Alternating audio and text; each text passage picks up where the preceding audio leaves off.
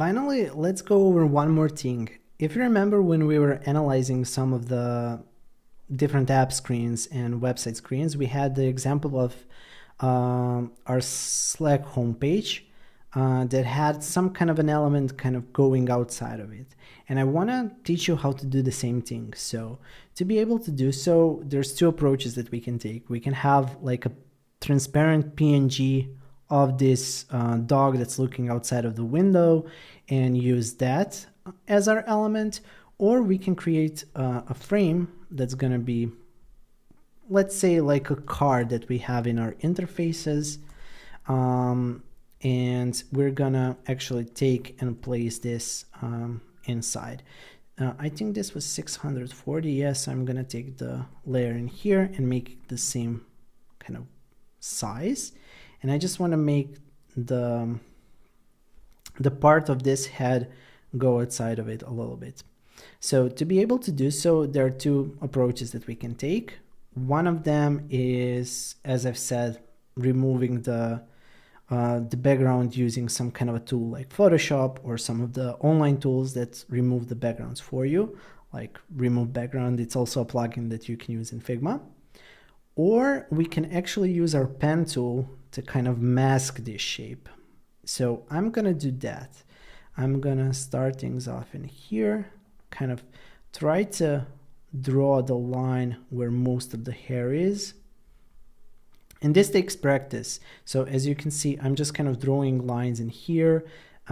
As soon as you let go of this one dot that you've created, you're gonna have a little bit of a harder time editing it afterwards. So try to be careful when you're creating curves, not to just kind of create it and stop. But if you want to reposition it in a sense, you have to continue dragging as soon as you place another dot in here. But yeah, I tried to find some kind of an image on Unsplash. I basically just put in dog and this is what appeared. And it's not a too complex of a shape so that you're gonna have to watch me do this for too long time. So yeah, let's do this. Let's quickly round this part a little bit. It doesn't have to be perfect for these purposes. When you're actually going to be working as a designer, you're going to spend a little bit more time trying to be more careful with the lines and dots that you place. But yeah, I think this is going to be enough for what we're going to need.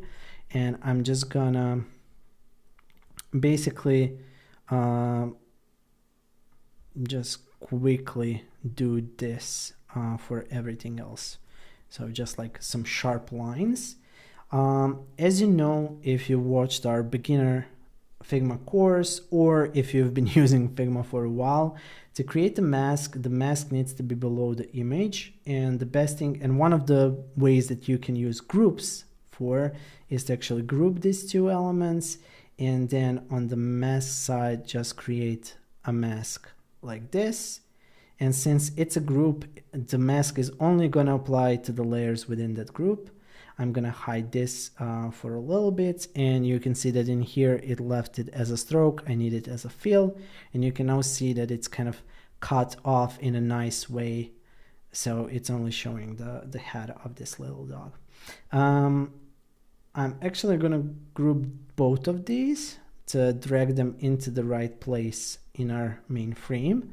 And now, once I've done that, I'm actually gonna kind of remove the clipping for the main layer. Now, this is still gonna be a problem, so maybe that's not the best way to do it. But what's that gonna do is it's gonna allow me to have an element that kind of goes outside of it. Maybe the better way to do it would be to have a frame that's a little bit higher. So something like this. I'm gonna bring the clipping back. I'm gonna take both of this layer and drag them around in here. And then I'm gonna have another frame that's gonna cut the items that I don't want in here. So something like this. Let's just make it divisible by 8 because I'm a maniac who loves that. maybe that's a little bit too big. Something like this is probably going to be perfect. Yeah. And now I'm going to drag this layer inside of it to be able to, no, sorry. This layer is going to go outside, inside of it. And now you can see the clipping happening. So what I did, I have this frame that has the main image that's not kind of masked. And I'm using it to create the main shape of the card. But I also have a group outside of that layer that now has the part of this dog's head sticking out. Now, as you can see, I did make a little mistake in here. I was probably this part I needed to cut off a little bit more, but I can still go inside. So like this, if I hit enter, and if I go to the point in here, I can still draw new points that then I can use to manipulate how I want this shape to appear. So you're not fully lost, but I usually like to do it the other way around and kind of draw it like that. So yeah, that's one tip for advanced masking and kind of using it to create all those overlapping elements. You need to be careful about the placement of your layers, what needs to be cropped, what doesn't need to be cropped, but hopefully you're going to be able to replicate this really well. While watching this video or after watching this video, it's really up to you how you want to learn best. I think it's best to kind of follow along, and as soon as I do something, you do it too. But yeah, that's the final thing I wanted to share with you when it comes to layer shapes, manipulation, frames, and all of those things. And now we can finally move on to other topics and that are connected to more advanced things in Figma.